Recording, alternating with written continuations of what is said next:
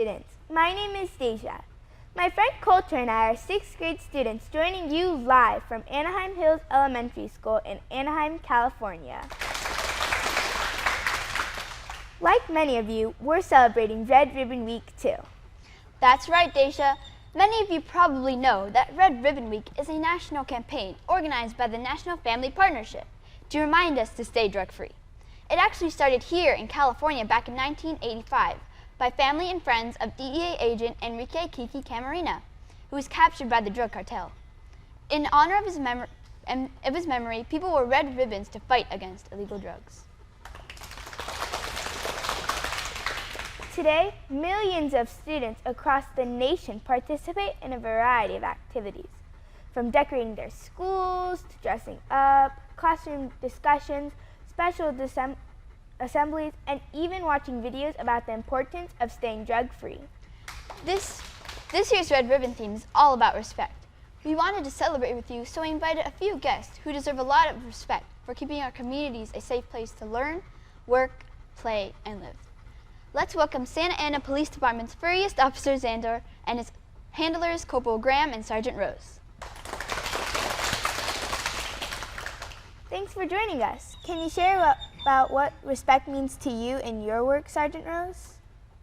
Well, we can show respect in a number of different ways, but when we talk about our work as police officers, we're dealing with the law. You know, police officers enforce these laws that are there to make us safe and to make us get along with one another. So, for example, we can show respect for the law by being safe when we're crossing the street or by wearing a helmet when we're riding our bike. And we can respect one another by listening when others are talking, keeping our hands to ourselves, not taking things that don't belong to us, and listening to our teachers and our parents. But the number one thing I want to talk about showing respect for ourselves and one another, is staying away from drugs. So if you see drugs or somebody offers you drugs, you need to tell somebody. Tell your teacher, tell your parents, tell a police officer, just tell somebody, okay? Corporal Graham, thanks for bringing Xandor today. When did you and Xandor begin working together? Well, Coulter, Xandor and I, he's 9 years old right now, and he became my partner back in 2010. So we've been together for about 5 years. And when I first took Xandor, again, he was probably, about 4 or 5 years old. And when I first got him, we attended a canine academy, because that's what all handlers do when they first get their dogs. And we go to a canine academy, and it's out in Riverside, and it's at a place called Adler Horse Kennels. And we went to school there, and the school was about 5 weeks long. And there, we actually started to form our partnership as a police canine and a canine handler. So, that's where we all started.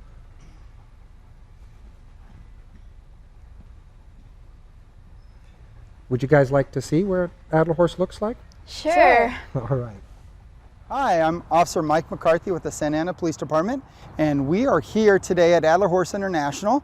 This is where we select our police dogs. And have you ever wondered where they come from? Well, it's here, right in Riverside, California. This is a large facility. We've been coming here since the 80s, and we deal directly with Dave Reaver, who helps us train and select dogs from Europe. Most of these dogs have been picked in Holland, but they could also come from Czechoslovakia, Germany, or any other country that he is visiting that the dogs are titled in sport work. Currently, right now, prices are about $10,000 just to purchase the dog. Then you're talking about school as well. We have to go to an academy, a class, and graduate together. And unfortunately, this school doesn't have grades like A, B, C, or D. It's either pass or you fail. And if you fail, you don't work the streets. So our criteria is really high, and we need to make sure we listen to our instructors and we work together as a team. Now, the cost, is that worth it? It is. These dogs can do anything. They can go over all terrain, in water, under houses, they jump out of helicopters. These guys can do it all, so they are definitely worth everything that we pay for them. If they can just save one life during their career, I think that they definitely earned the right to be next to us and wear a badge and be called partner. So the dogs do come home with us. They're part of our family. It helps with the bond. Dogs are pack animals, so they really enjoy being with others. And so leaving them by themselves, a dog would and do well. The dogs that are constantly interactive with people, with kids at schools, working with other officers, doing their job, they're very happy and healthy, and they work long careers. Wow, Adler Horse looks really cool. We've been watching Xander for a while now. He's so well behaved, unlike other dogs. How do you and Xander work together to make sure he follows directions? Well, if I can answer that, he, as they discussed, they go to a 6-week academy together, the officers and their dogs, and they learn all types of obedience. They go through different exercises. The dog has to be able to follow the handler's commands for a number of things. They walk side by side, whether they're using a leash or even with the dog off the leash. They sit, lie down, they can bark on command to let people know they're there. They can also stay somewhere. For example, if police officers are searching a room of a house and they don't know what's down the hallway, they can send the dog down, have the dogs lay down and stay there while the officers work. That way, if somebody comes up, the dog will let the officers know if somebody's there, the dog can protect them. So there's lots of different things that these dogs learn to do. And if you want to watch some officers demonstrate this, we've got our 2 newest handlers that are just finishing up their training now, Officers Luis Galeana and Ryan Shiflett, and they have their dogs, Puskas and Clyde, and they're going to join Officer Mike McCarthy with his dog, Max, and they're going to go through some of these exercises right now. So now we're working on obedience. And obedience is very important because it develops the relationship from the handler to the dog. So one of the exercises we like to do is what is called a Z pattern. So if you picture the letter Z marked out, one of the legs would be the start point, and we'll walk. As we get to the bend of the Z, that's where we'll make a turn. So you're going to do it at a walk, you may do it at a jog, or even a run, and the dog needs to have those commands down and be at your side at all times. As you can see, some of the dogs will be looking down at the ground, or some of them look at the handler. Each dog has a different personality, just like us. They each learn differently, so you need to know what your partner's learning ability is. So some of the other things that we do in obedience is you'll see we have the leash on or sometimes the leash off. Depending on the terrain or what type of call we have, the dog may need to be off leash, but they still have to listen to us. And the other thing is, what country does your dog come from? So all of our dogs get used to our mannerisms, but they understand their commands. Like my dog, Canine Max, comes from Holland, so his commands are in Dutch. Off. Whoosh. Follow. Seats. So as we go through this, it's kind of funny to hear all the different languages and the dogs understand their role and what they're supposed to do. So another thing that we like to do is we'll have our dogs down at a special point. That's where they're laying down, their paws are down and they're watching. And we may have to do that for them for long periods of time. They may be guarding an area that we don't know where the bad guy is, and we need them to stay there kind of as our early warning system. So the dog has to listen, but then the next thing he has to do is come back when we call him. So when you see us down our dogs and walk away from them, we're looking to make sure the dog's intent on us. They need to protect their handler and their team. So as we walk away, we then give them a command. Their reward for staying down and watching is they get to come back to part of the family. And that's why when they return, it's always happy, a lot of praise, and we play with them. How would you like to be at school? And you take your test, and when it comes back, there's nothing written on it. You don't know how you did. We all need that reassurance that we're doing the right thing. So when your dog does something well and we pet him or we pick him up and we're talking to him in funny voices, that's what gets these dogs going. But they need that so they continue to work for us. Wow, I love how they're so obedient. They definitely know how to follow directions. I wish all dogs could behave that well. What are some other skills that dogs need to make great officers? Well, these dogs, they work the streets once they finish their training, so they need to be able to get through any obstacle that they might face in the real world. So at Adler Horse or some other training facilities, they have simulations of different obstacles that these officers or that these dogs have to face. So they have to, we may have to send them in a very small space, like a crawl space under a house, or put them up high, up in an attic where they can search up in an attic where an officer might not be able to do so safely. So they have obstacles that they have to accomplish. They have to get through, over, under, or around just about anything they might be faced with in the real world. So we're going to take a look at Officer Caprice Kirkpatrick, and she's going to have her dog Pepper demonstrate some of these obstacles that they have out in Adler Horse. So for agility, we have a full course set up. So if we look at Canine Pepper, she's going to jump over a small wall and retrieve an item and bring it back to her handler. Once she's done with that, she'll come over and she's going to walk on what they call a catwalk. And even though dogs don't particularly like the cats, but they have to walk on that board without falling off. And the dogs have a really bad depth perception. It's hard for them to do. So this is also, we're getting them to trust us that when we put them through something, they're going to be okay. As Pepper finishes the catwalk, she's going to go to our 6-foot wall. She has to be able to jump 6 foot straight up and get up and over the wall by herself. The next thing she's going to go through is the A-frame, and what's interesting about that is because it's so steep up, that means it's steep down on the other side. Pepper has to control her body weight and her speed. From there, Pepper's going to jump through a car window. There's a lot of vehicles out in the city that she may have to jump into and clear. Then the tunnel. Going down low for a dog is sometimes hard. They don't like to crawl on their belly. They'd rather stand up on all 4 legs. And you can see Pepper shot right through like a rocket, no problem. The next thing that she'll end up on is doing the barrels. The dog will have to go up the barrel by themselves and come down the other side using their power to lower themselves down so they don't hurt their legs, their paws. Part of the obstacles, if there's an event such as the barrels that the dog has a hard time, remember it's slippery up there for them as well. If they fall, we're always with our partners, and that's what builds the team. So even though we want them to succeed and do it by themselves, they may need a little human touch to get them up and over, but that's where the dog starts relying on us, that even if they're going to fall or they have struggles, we're there to get them through it. In order to be a canine handler, you have to be patient. A dog doesn't think or able to speak like we do, so we may have to reintroduce a problem for them in a little different way. It's the same thing in school, as if you're having problems with math in one subject and then somebody else teaches you the same thing, you pick it up just because it was presented to you differently. So if we represent the item to the dog, they may understand it and actually start having fun with it. But what we're looking for is a dog that never quits and gets back up there even if something kind of bad happened or it slipped for them, that they understand if we keep trying, we will win. Wow, I think we can learn a lot from Pepper. She sure doesn't give up. We really appreciate all you and Xander do to keep our community safe. As you know, this week we're learning about how to stay away from drugs. So how do you and Xander find the drugs to keep them off the streets? Well, Deja, Xandor has a really special ability. And that special ability that Xandor has and most canines have is they've got this really good sense of smell. So when I use Xandor to go out into the streets to search for drugs, if somebody hid them in a car or has hidden them inside of a house somewhere, Xandor uses his nose to find those drugs. There are some experts that say that a canine's nose is as much as 100,000 times better than our nose. So no matter where you decide you want to hide these drugs, you can be assured that Xandor will probably be able to find them.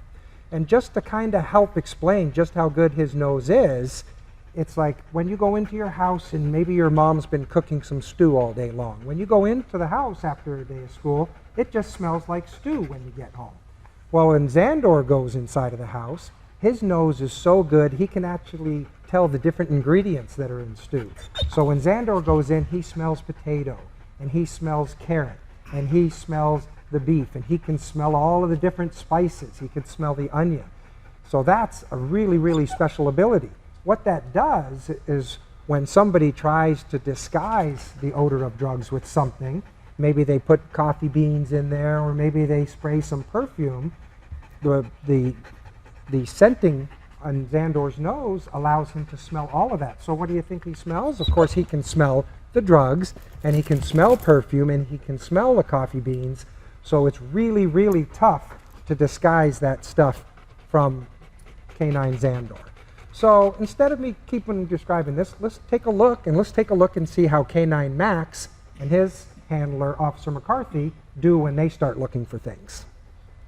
The best thing about a dog that we can use is their nose. And the noses, if you notice, on our dogs are the long, sticking out noses, not the little pugs or the ones that are smashed in. We need that long nose so the scent bounces around inside the nostrils and goes directly up to the brain for the dog to process. So Max has been trained to find different narcotics, illegal drugs. And people that use drugs sometimes hide them in the weirdest spots, and they try to mask the odor by hiding drugs in gas tanks or wrapping it in coffee grounds and fish. I've even seen them try to hide it in dog bones.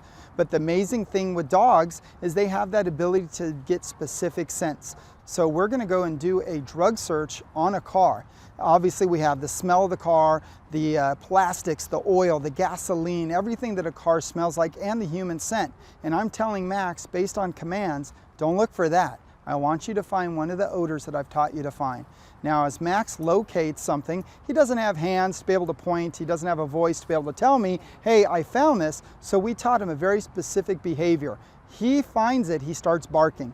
When I ask him more, where is it? He'll take his paw and actually touch the area where he smelled these narcotics coming from, which in this case happened to be the glove box. And again, with praise, since he did a good job, he receives his toy, and that's all he wanted. He gets his toy and we play, and I had my partner check, and sure enough, the drugs were inside that glove box. So we're able to take that off the street, maybe put a bad guy in custody for trying to sell drugs, but the biggest thing is we don't want that drugs to get in the hand of someone and actually hurt them, make them sick, and all the problems that can come with taking narcotics. Wow, that's an amazing sense of smell. What other types of things do dogs help you find? Well, Coulter, because his nose is so good, I can teach a dog to just about sniff out anything. But one of their primary things is they're just looking for human scent. So when we want to find a dog, some of the other things would be like evidence that might be used in a crime. That's one of the big things. So what we'll do is, because Xandor is so good at smelling human scent, that means that if we went to a crime somewhere and we know that the bad guy had thrown a piece of evidence maybe into the bushes, or maybe he threw it into a pond or into a pool or something like that, a lot of the times the officers will call me and Xandor to come to the scene, and they want us to see if we can find that evidence. Well, what Xandor, again, he's doing is he's using his nose to smell the human scent that was on that object. And it's really amazing. So even if we can't see it, and even if all the other officers have looked for a long time for something, I can bring Xandor there. He'll use his nose and he'll follow what's called a scent cone, which is just the scent that's flowing from that piece of evidence. And you'll watch him go all the way over there, and it doesn't matter where it's at. But you can be rest assured that these dogs will find it. So we'll give you a little example of that. And we'll show you, even, and I'll preface it, even if something is thrown into a pond, remember how we talked about that, even if it's thrown into a pond, the scent actually comes from the bottom of the water, hits the surface, and our dogs can actually find that. So let's go ahead and we'll take a look at Officer McCarthy and Max again, and we'll show you how his dog finds evidence. Best thing about Max is he's been trained in article searches, which means if you were to drop something, could be anything from wallets, keys, a weapon, drugs, whatever it may be, he has been trained to go find that. So in this little exercise we're going to do for Max, the bad guy dropped an article into a bucket of water. Max wasn't able to see when this person did this, so he's going to have to use his nose to pinpoint the item. And one of the best things about it is Max is using solely his nose to find what he's looking for. If you watch, Max is looking, he follows his scent through a metal bucket, through water, and Max was able to pinpoint that, follow it through the water, pick up the item and bring it back to me. So we can search large areas and be able to find something that could be dangerous. If it was something left on a schoolyard or something in an open parking lot like a business where a lot of people are going to come, especially children, we want to find that item before anybody else can get to it and get hurt, or it could be used again to hurt somebody else. So their ability to smell and locate things is amazing, and it's so much fun. And even after all these years, I'm still impressed that they can do that. Wow, these dogs The best thing sure are about Max smart. is he's They been definitely trained in know how to article find searches, things. which means if But you what were to happens drop if they something, find a could be criminal anything out on from the field? wallets, How do they keys, react? a weapon. Well, Xandor, again, since he's using his nose, we talked about him using his nose and the ability to use his nose to find people. When he finds somebody, our dogs, they use their sense of smell again. And what he's going to do is, let's say that we've got a bad guy, a really bad guy, and he's hiding somewhere in a house or hiding in the bushes. Again, Xandor's best weapon is his nose, so he's going to use that to find the person. Once he finds that person, he goes ahead and he kind of bites onto them. It's what we call a bite hold, and he holds on to the bad guy until the police officer can come and take him into custody. Now, we do a lot of training with this, and what you'll see is that usually when we do training, we have to use a large suit to do the training. So in this next little video, we're going to show you how some of our dogs, we train them to do this, and you'll see that we train them with a big suit. And you'll see that that big suit protects the other person, or what we call a decoy, from the dog when he bites on. So I think we're going to take a look at Pepper in this next one. She's a smaller dog, but you'll still see in this next little video that Pepper's very powerful. Some of the equipment that we use to help train our dogs is a bite suit. It's not the most enjoyable thing to put on, but it does keep you safe. And with all the buckles and everything, now we double check to make sure there's no holes, that he's completely safe, that everything's covered. And so you're actually going to get to see one of our decoys have the dog apprehend them, but you don't have to worry about our decoy. This is really thick padding. This actually keeps the dog safer because it has a soft material for them to hold on to. So the dog is safe in this, and as well as our decoy, but it's going to be fast. It's going to be very similar to those that play football or some kind of contact sport. This is sport work and what we do to keep everyone safe out there.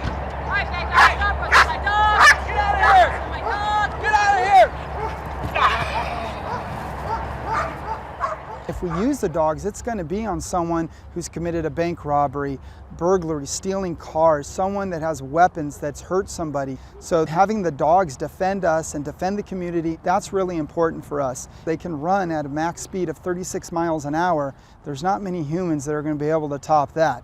So running from the dog is... I bet those guys don't even see the dogs coming. I'm glad we have dogs like Pepper to keep the streets safe.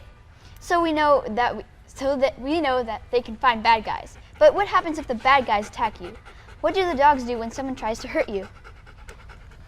Well, these dogs are trained to protect us, as citizens, the police officers, especially their partner officers. Like for example, this one time, I'll tell you a story about Pepper. There was a bad guy, he stole a car. When officers tried to stop him, he didn't stop, so it went into a high-speed car chase. The bad guy crashed the car and took off running.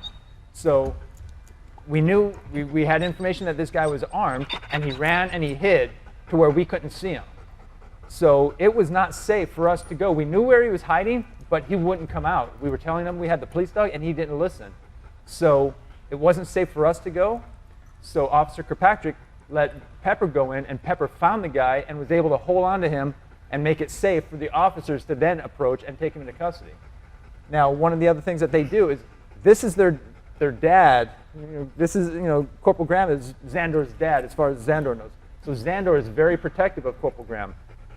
If Corporal Graham was outside and needed help, he could push a button that he has, a remote button. It'll open the door, and Zandor can come out and help him out.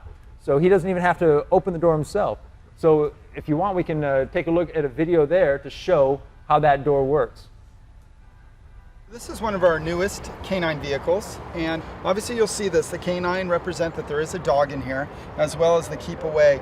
We don't want people to come up, and I know it's great to see the police dogs, but when you do this into the window or you bang on the glass, it really upsets the animal. You can always ask the handler if you'd like to see the dog. In most instances, we'll be able to at least show you. And inside, he has his own water bowl. We also have its own air conditioning unit that runs along the top and is pointed straight down into the kennel area, keeping it nice and cool. So one of the neat features of this vehicle too is if we get in trouble and we need our dog, well, they don't have thumbs or hands to help open the door handle. So with electronics, we have installed an automatic system. So if we need the dog from a distance, we can push the button. The dog's already watching us, and this is what happens. Door remotely opens so that the dog can come out and come to the aid of its handler. Hey, bud. Police, come over here, man. Get out of here. Hey, come, let me talk to you. I don't want to talk to you. Police, come on, talk to You you. can get out of here with that little puppy of yours. I need to get talk out to of you. here. Say, hey, you know I what? don't want to Do me a talk to favor. you. Sit You down know on the what? ground. I Sit don't down on want the to ground. talk to you. Hey, right here. Fuck. Woo! Fuck. That's a good boy. That's a good boy. Bad guy, stop fighting my dog. Okay, I give up. Fine. Los. Good boy. Get out of here, bad guy. Canine Clyde here with his partner, Officer Shiflett, is going to demonstrate a bite, and what we want to see now is the dog hanging on. I don't want the dog to let go and hurt this person because we just want to take him into custody with the least amount of force necessary. So the dog is taught to bite and hold. If the suspect fights and knocks the dog off, he's allowed to re-engage the suspect until that fighting stops. Once the dog has the suspect, he will remain on that hold until told by Officer Shiflett to release. And that's what makes it safe for the other officers to approach and take a person into custody. So right now we're just going to show you Canine Clyde as he comes in, and we'll kind of talk about what he's doing. Clyde. Alright, so what's happening here, as you can see, I can even come up. I'm not a handler of Clyde, but we can come up and pet him. His hair's not up, his tail is wagging. He's actually having fun. This is sport to him. And one of the things that it's doing is he's staying focused on this area. And this is where the injury or whatever would be at the end. It's gonna be very minor because the dog is just holding on to one spot. Now once Officer Shiflett goes to take him off the Bad guy. apprehension, Stop fighting my dog. Clyde. Los. Fuelos. Here. Off. he has to let go. When the officer tells Clyde to let go, he has to let go. You can see Clyde is not a vicious dog. I can still come in, be next to him, and I haven't been around this dog that often. So you can see he's still wagging his tail. He's part of the pack, and he's going to protect us. And that's what makes these dogs so wonderful. Okay. So after they're done with their exercises and they're done with their play and whatnot or whatever we're doing, they get heated up there and they're pretty exhausted. So what we do is we bring them over here to the tank, let them cool off for a little bit. Oh, I don't want it. You can have it all. Good boys. Wow, that was really cool. We've received hundreds of questions from around the world. I think you've answered most of them, but here's a few more. Why do you call your dogs canines? Well, canine is actually the scientific word for dog, but it's spelled C-A-N-I-N-E. But because the word canine sounds like the letter K and the number 9, that's why we abbreviate it often and just as canine. And that's what you see on the side of the police cars that have the dogs in them. How can we help our local police departments and canine units?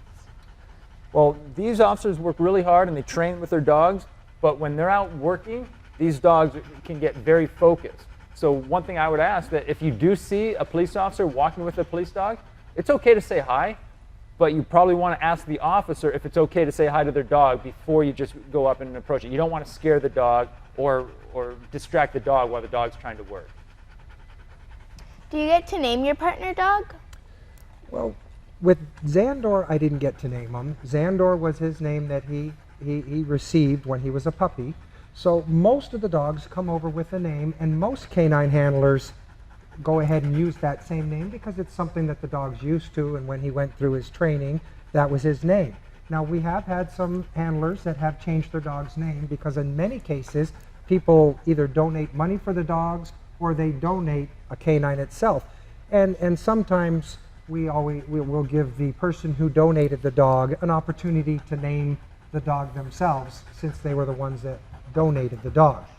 Now with Xandor, a lot of the times when we get our dogs, they kind of come with these neat names, so we go ahead and we try to look up the meanings of them.